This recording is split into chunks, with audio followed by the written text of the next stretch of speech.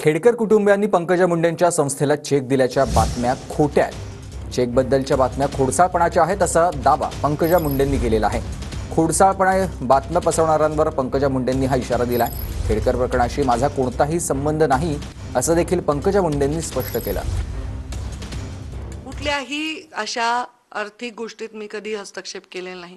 सरकारमध्ये कुठल्या टेंडरमध्ये मी कधी हस्तक्षेप केलेला नाही. तर मी एवढी मोठी मी प्रीतमताईंचं तिकीट नाही टिकवू शकली. मी स्वतः निवडून येत असताना माझी धमछाक झाली. असं असताना मी एवढी मोठी आहे आज मुख्यमंत्री, उपमुख्यमंत्री, प्रधानमंत्र्यापेक्षा की मी एका व्यक्तीला बोगसपणे आयच करू शकते. ह्याच्यात काही लॉजिक तर असलं पाहिजे ना. हे करण्याची शक्ती तरी त्या 5 वर्षात माझ्यामध्ये आहे का?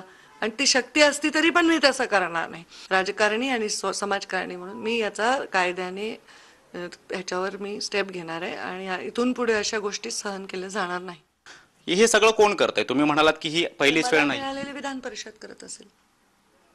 ह्याच्याशिवाय मला तर असं कधी दिसलं नाही 5 वर्षात अशी कुठली बातमी माझ्या विरोधात आली. मी काय मंत्री आहे 5 वर्ष?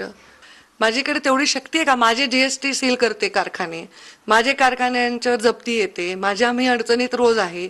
मी काय करू शकते या गोष्टी? कोणते अधिकार करू शकते?